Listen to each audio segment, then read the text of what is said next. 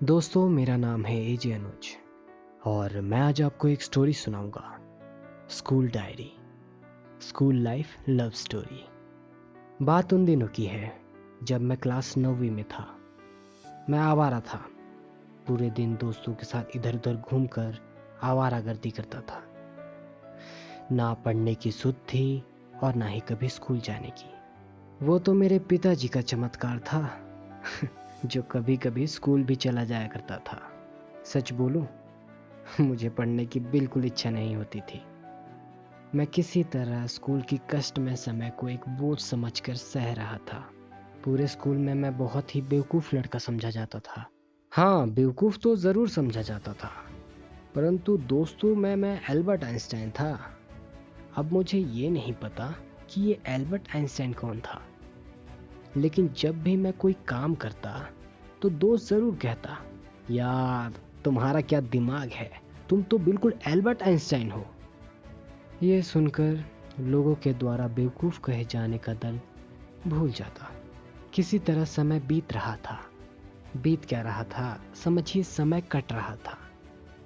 घर वाले मेरी पढ़ाई को लेकर चिंतित रहते और मैं आवारागर्दी करता फिरता। एक दिन मैं स्कूल जाने के लिए घर से निकला ही था।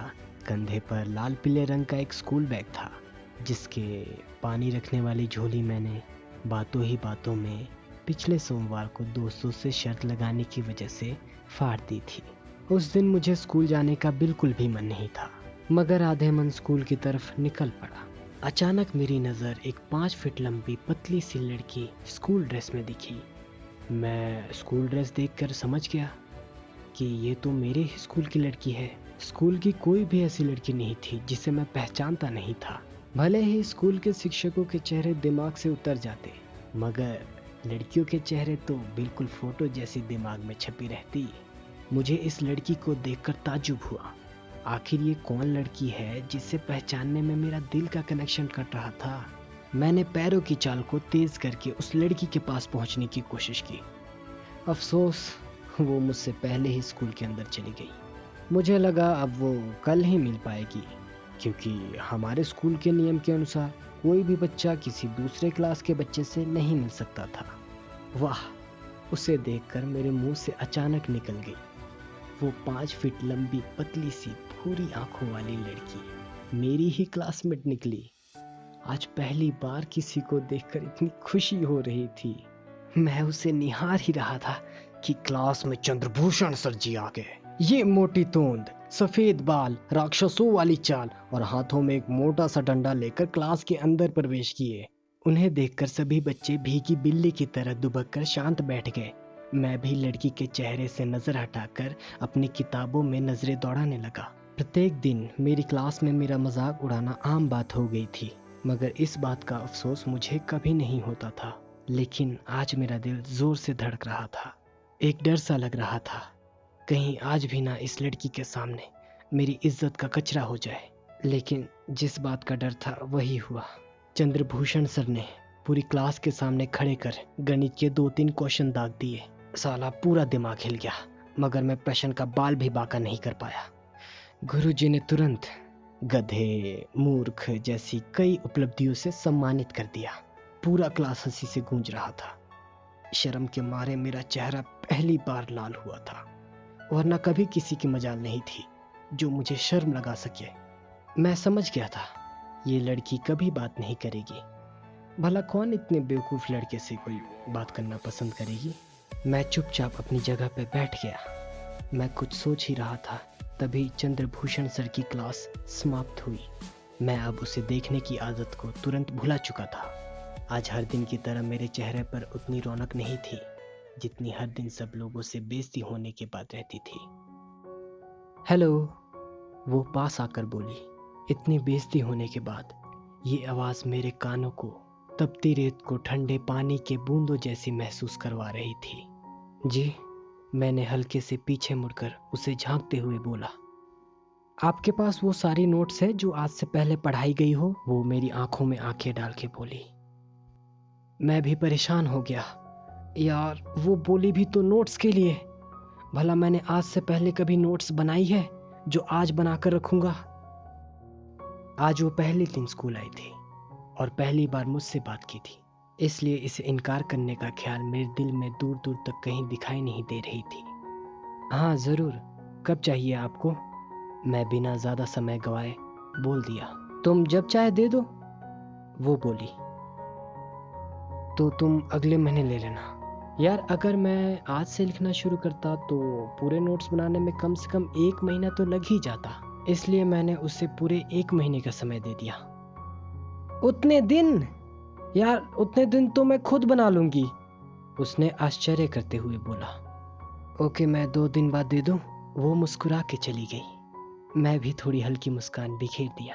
स्कूल से छुट्टी होने के बाद मैं सीधा अपने घर गया और क्लास की नोट्स बनाने लगा। मैंने आज से पहले किसी के कहने पर नोट्स नहीं बनाए थे, लेकिन आज उस लड़की के लिए नोट्स बना रहा था जिसे मैं अच्छी तरह से जानता तक नहीं था। मैंने पूरे 2 दिन तक खेलना कूदना बंद करके नोट्स को तैयार कर लिया और उसके अगले दिन मैं नोट्स को लेकर उसके पास गया। Thank you. कोई बात नहीं, कोई और काम होगा तो बता दीजिएगा। ओके, वैसे मैं क्या आपका नाम जान सकता हूँ? मैं थोड़ी हल्की आवाज में बोला।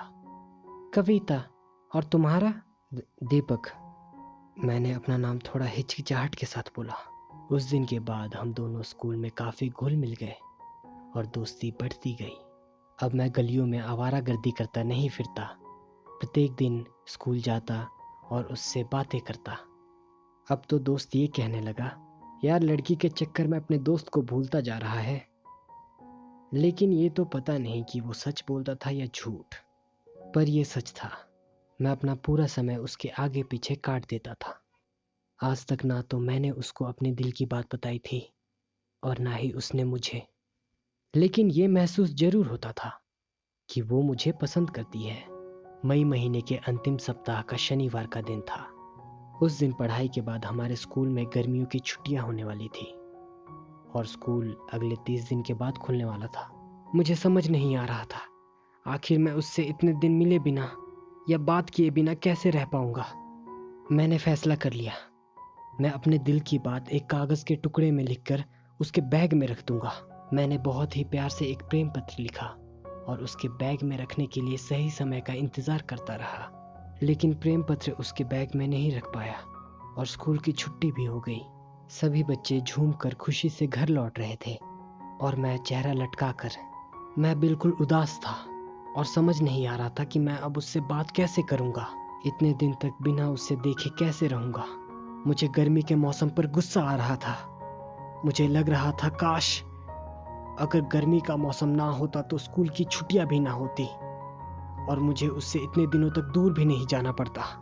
मैं घर आकर उदास होकर बैठ गया था। हर दिन की तरह आज भी स्कूल से आने के बाद स्कूल की डायरी से होमवर्क लिखने के लिए डायरी निकाल के देख रहा था। तभी मुझे डायरी में एक कागज का टुकड़ा मिला जिसे मैं पढ़ने लगा। अरे वाह! मेरे मुंह से ये शब्द अचानक निकल गया। ये कविता ने मेरे लिए प्रेम पत्र लिखा था और किसी तरह मेरी डायरी में छुपा दिया था। उसमें उसके घर का टेलीफोन नंबर भी था। मैंने तुरंत उसके नंबर पे कॉल किया। उसके बाद हम दोनों के बातचीत का सिलसिला चालू हो गया। हम दोनों एक दूसरे से बहुत प्यार करने लगे थे। अब तो एक पल भी बिना बात किए हुए नहीं करता था। 2 साल बाद मैं पिछले 2 साल से कोटा में हूँ और मेडिकल की तैयारी कर रहा हूँ। मुझे तो यकीन नहीं हो रहा, जो कभी दिन भर आवारागर्दी करता फिरता वो आज 10th में अच्छे नंबर से पास होकर मेडिकल की तैयारी कर रहा था। अगर मैं अपनी सफलता का श्रेय किसी को देना चाहूँगा तो कविता को ही दूंगा। मैं उसी की वजह से आज इतने अच्छे नंबर से पास हुआ हूँ और मेडिकल की तैयारी कर रहा हूँ। पिछले साल कविता की शादी हो गई है और वो केरल में रहती है। सुना है उसके पति सरकारी नौकरी करते हैं।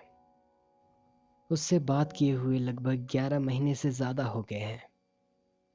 अब वो अपने फैमिली में एडजस्ट हो चुकी है, लेकिन मेरा दिल वहीं रुका हुआ है जहाँ पहले था। आज भी उससे प्यार करता है। जब भी उसकी याद आती है स्कूल डायरी देख लेता हूँ जिसने हम दोनों को मिलाया था। जिस डायरी में उसने प्रेम पत्र छुपाया था वो आज भी उसी तरह मेरे पास सुरक्षित है। जैसे मेरे दिल में उसके लिए प्यार।